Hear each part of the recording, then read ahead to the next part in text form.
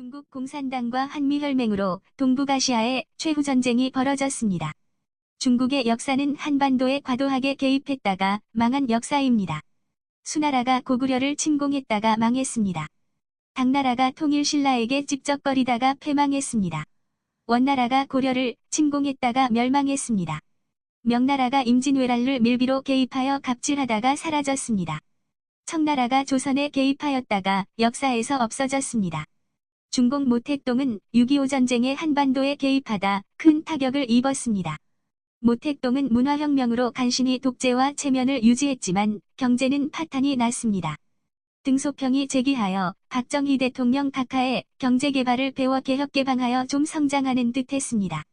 좀 발전한 중국의 시진핑 주석은 박근혜 대통령에게 옷깃을 여미며 극진한 존경과 예의를 표했습니다.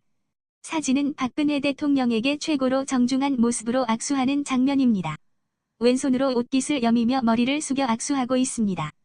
그러나 힐러리와 트럼프와의 대선 경쟁에서 오바마 측을 지지하던 시진핑은 트럼프를 지지하는 박근혜 대통령에 대해서 변심하여 촛불난동 탄핵 내란에 개입했습니다. 태극기 대한애국혁명과 한미동맹으로 시진핑 체제는 크게 흔들릴 것입니다. 중국 공산당은 망하고 시진핑은 크게 후회하게 될 것입니다.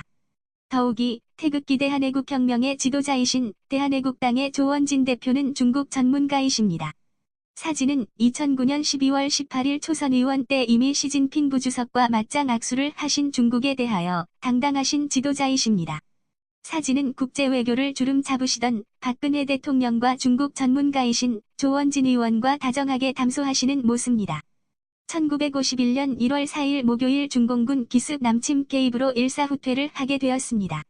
이때 국부 이승만 박사께서는 경문으로 대국민호소문을 발표하셨습니다.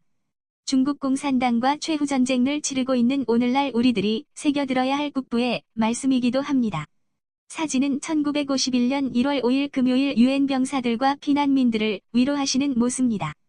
전시 지도자로서 국부 이승만 박사, 내외분과 바로 뒤 장면 주미대사 후임인 양유찬 신임 주미대사가 계십니다. 사진은 1951년 1월 15일 부산시민회관에서 제13회 국회 때 모습입니다. 주미대사에서 국무총리로 임명된 장면 총리가 연설하고 국부 이승만 박사께서 앉아 계십니다. 전시 중에도 삼권 분립이 유지되었고 행정 공백이 없이 헌정 질서와 국정 유지되었습니다. 다음은 공보처 발표에서 단기 4284년, 즉 1951년 1월 9일에 발표된 경문입니다. 제목은 조국을 지키자, 어서 밀고 올라가자입니다. 국부 이승만 대통령께서 국민에게 보내는 경문입니다. 방위군 사령관이 8일 발표한 성명을 보면 우리 방위군과 청년단 수십만 명을 앞에 세우고 그 뒤로 우리 장년들이 자원으로 나서서 뒤로 밀고 올라가서 죽창이나 수류탄이나 심지어 식도라도 가지고서 우리를 죽이려고 들어오는 놈들을 다 없이 해야겠다는 것이다. 살 길을 구하는 사람들은 은신할 곳을 찾아 들어가지 말고 닭 진도에 서서 싸우자는 결심을 가져야만 우리가 다 같이 살 것이다. 우방 군인들은 목숨을 내놓고 싸워서 많은 생명을 희생하고 있으나 중공놈들이 인해전을 만들어 가지고 군기 있는 놈 없는 놈 할 것 없이 밀고 들어오므로 이루 다 어찌할 수 없어서 개미떼라도 조수처럼 밀려 들어오는 데는 일시에 다 없이 하기 어려운 형편이므로 지금은 우리가 다 일어나서 인해전을 인해전으로 막아야 될 것이다. 유엔은 우리의 생명을 보호하기 위해서라도 자기들이 싸울 것이니 평민들은 다 뒤로 피해서 보호를 받으라는 계획을 가지고 있으나 우리로는 우리의 생명만을 위해서 우방 사람의 생명을 많이 희생하게 된다면 이것은 우리가 원치도 않으려니와 또 따라서 결국 가서는 많은 인명을 다 살해하기도 어렵고 필경 뒤로 퇴축하다가 우리 형편이 오도 가도 못하게 되면 우리도 다 죽고 국가 운명도 위태하게 되어서 우리 금수강산을 중공 오랑캐에게 빼앗기게 되면 우리가 다 죽어서 이것을 몰라야만 될 것이다. 그러므로 피하는 것은 죽는 것이요. 다 같이 일어나는 것은 사는 길이니 비록 중공군 200만 명이 들어오기로서니 우리 2000만 명이 일어나면 물고 뜯고서라도 한 놈도 살아나갈 수 없이 만들 수 있을 것이다. 이와 같이 해서 우리가 자꾸 밀고 올라가야만 우방의 원조도 계속 들어 올 것이요. 또 적군을 물리치고 우리가 살 수도 있을 것이다. 부산과 대구와 대전 등 각 도시나 촌락에서 모든 인민들은 쌀을 타다가 밥을 지어 주먹밥이라도 만들면 싫어다가 전선에서 싸우는 사람들을 먹여야 하며 또 장년들은 잠호라도 파며 한편으로 결사대를 조직하여 적의 진지를 뚫고 적군 속에 들어가 백방으로 싸워야만 될 것이다. 그리고 농민과 촌락에서는 집세기를 삼아서 자발적으로 공헌하려는 사람은 공헌도 하겠지만 그렇지 않은 사람들은 집값이라도 물어줄 터이니 자꾸 삼아서 군인들에게 신발을 신게 해주어야만 싸울 것이다. 또 뒤에 있는 사람들은 헌 옷을 벗어서라도 전선에 나가는 사람들에게 내주어야만 될 것이요. 더욱 앞에 나가는 사람들에게는 매 명의 밥이나 떡이라도 만들어서 다만 2, 3일 먹을 것이라도 가지고 나가야 될 것이요. 뒤에 있는 사람들은 먹을 것을 광주리에라도 담아다가 전선으로 보내야 할 것이다.